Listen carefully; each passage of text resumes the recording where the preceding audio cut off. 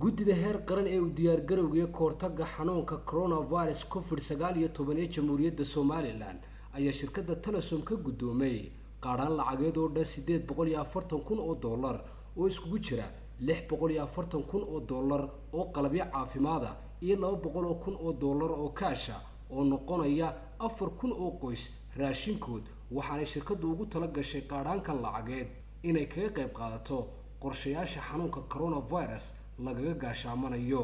Sheekh Cabdinaasir Aadan Nuur oo ka mid ah boardka sare ee shirkadda Telesom ayaa sharaxay ujeedada ay deeqdan uga gol leeyihiin. Shirkadda Telesom sidii horeba looga bartay iyadoo u naxariisanaysa ka jawaabaysa baaqi ka yimid guddiga kahortagga COVID-19 waxaan ku wareejinaynaa guddiga uu hormuud ka yahay madaxweyne ku-xigeenku qalab dhan lacagtooda ay tahay 640 kun oo ka kooban dhammaan alaabihii ugu muhiimsanaa ay isticmaalayeen dhakhtarradu sida rapid test kit-ka ah iyo ventilators iyo protection care-ka oo ah qalabkan baalkan ay wada xidhanayaan dhammaan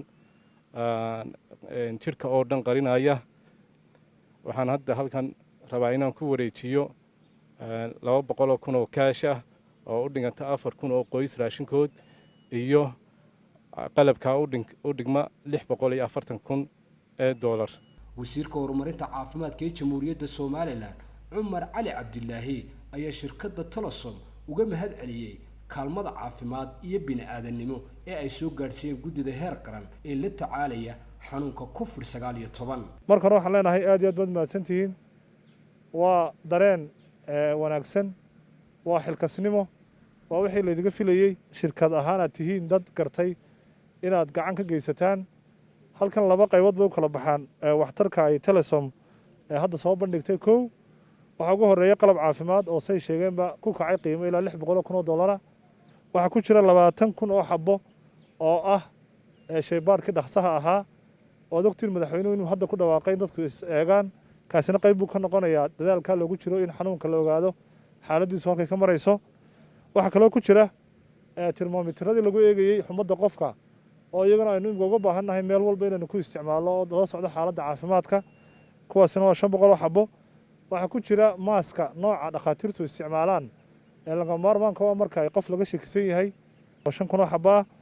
waxaa kaloo ku jira dharka dhamayska tiran ee muraayadda iyo kabaha iyo gloveska iyo maaska ee ay isticmaalaan shaqaalaha caafimaadku marka ay gacanta ku hayaan xaalado aad halisa oo iyaguna 2 kun oo xabo. waxaa kaloo ku jira ugu muhiimsan oo ah ilaahay naguma keenay qofku markuu gaaro xaaladda u dambaysa ee u baahan yahay in neefsigiisa la caawiyo.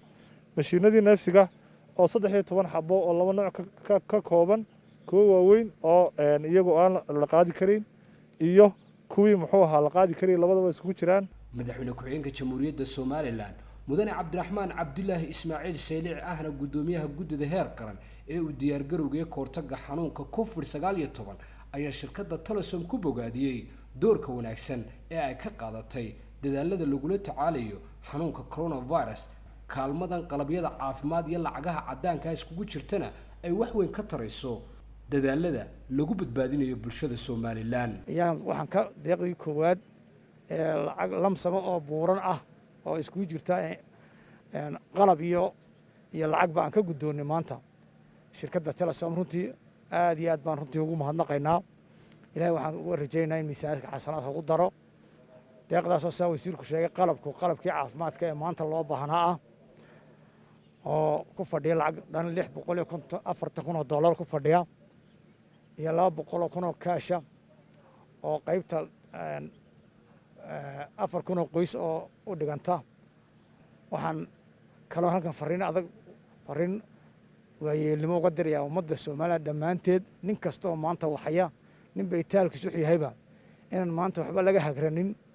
arrintaa weliba ah saamaynta dhaqaalaha dadkeenna aan ku gargaarayno oo guddigu cid kasta hor joogsato ay wixii ay bixin karta iyagoon hagranayn ay bixiyaan. runtii waxaa kaloo ummadda reer Soomaaliya dadweynaha faraya maadaama la 12 cisho soon ka hadhay dadkiina caadadii u soo baxay inuu ciid iyo suuqa u soo baxo kol haddaynu awood inaan ka baqnay inaan dadkii kala xidhno oo dhibaato kaloo dhaqaale ay keenayso waxaan ka codsanaynaa ama aan faraynaa ummadda reer somalilan ka wax iibinaya iyo dadka wax iibsanaya inay intaba xidhnaadaan waxyaabaha la iska ilaalinayo xanuunka la iska ilaalinayo uuna ilmaha kaxaynu suuqa geynin isaguna uu fariimo caafimaadka u qaato